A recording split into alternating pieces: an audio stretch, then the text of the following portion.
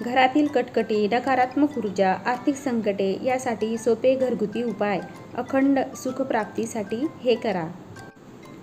ज्या घरात नकारात्मकता येत असते त्या घरातील लोकांची मानसिकता ही नकारात्मक बनते. अशा व्यक्ती कोणत्याही कामाला सुरुवात करण्यापूर्वी नकारात्मक विचार करतात. त्यामुळे त्यांच्या पदरी नेहमी अपयश येते.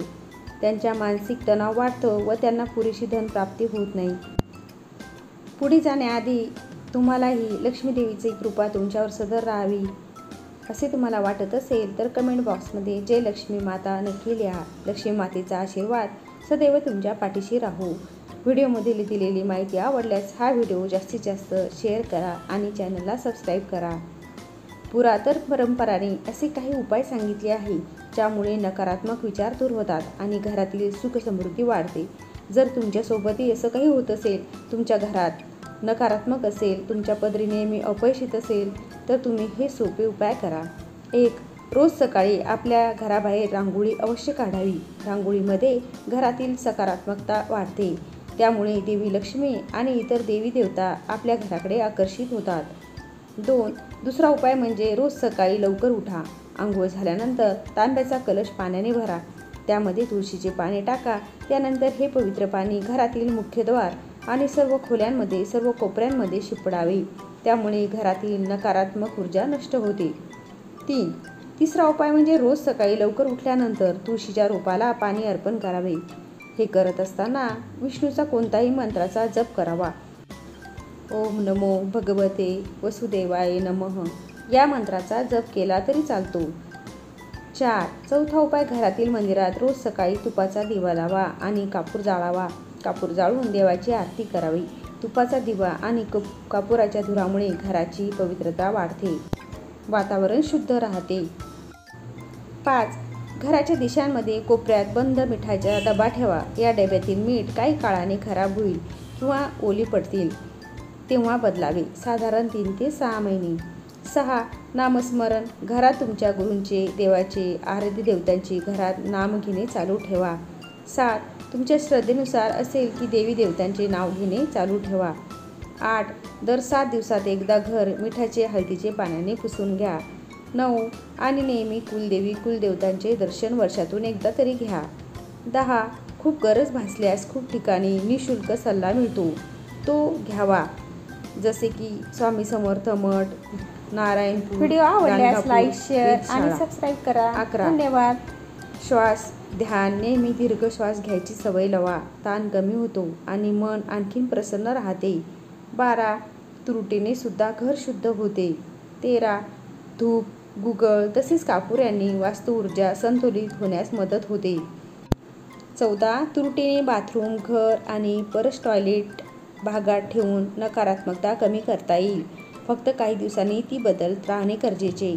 15. घरात शांती व आनंदी वातावरण ठेवावे. सकाळी उठून आंघोळ करून घरातील देवाची पूजा करावी, आरती करावी. घरात जेवणापूर्वी वास्तुपुरुषाला नैवेद्य दाखवावा. घरातील अनावश्यक साहित्य गरिबांना दान करावे व त्यामुळे त्यांची आशीर्वादही मिळतील. आणि घरात स्वच्छता व टापटीप ठेवावी. शक्यतो देवाची जागा ईशान्य दिशेला ठेवावी. 16. आपण जर घरी लहान असेल तर थोडे योग्य नियोजन करून सामानांची व्यवस्थित मांडणी करावी. घरात प्रकाश आणि हवा खेळती राहावी याची काळजी घ्यावी. 17. दुसरी गोष्ट म्हणजे आपल्या धर्माच्या नुसार दररोज सकाळ सायंकाळ अगदी साध्या पद्धतीने पूजा अर्चना व्हायला पाहिजे. त्यामुळे मनातील नकारात्मकता नष्ट होऊन सकारात्मक विचारांना चालना मिळतील. 18. घरात वाद संवाद करताना नम्र बोलणे, संयम असावा. त्यामुळे वाद होत नाही. कोणाकडून जर चुकीने अपशब्द उच्चारला गेल्यास त्या शब्दाची उगाच ओढून ताडून वादविवाद न लांबवता समजुतीने नेमकं असं काय झालं याची कारणमीमांसा करावी. 19. घरातील वयोवृद्ध यांच्या अनुभवाने कामे सहज पार पडू शकतो.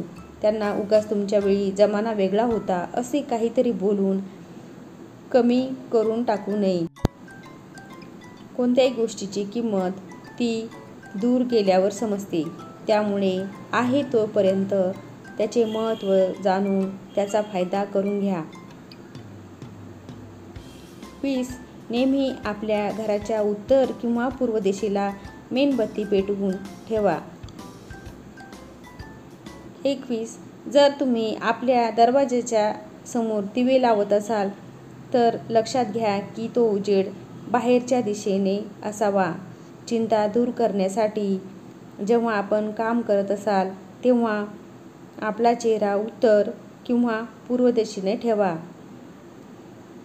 22. आपल्या घराच्या ईशान्य दिशेला पायऱ्या किंवा स्वच्छतागृह नसावी याची काळजी घ्यावी. जर तुमचं बाथरूम या दिशेने असेल तर आरोग्य आणि धनसंपत्तीवर याचा अशुभ परिणाम होतो. 23. तुमच्या मुख्य दरवाजाच्या समोर किंवा प्रवेशद्वारासमोर आरसा लावू नये कारण तो अपशकुन असतो.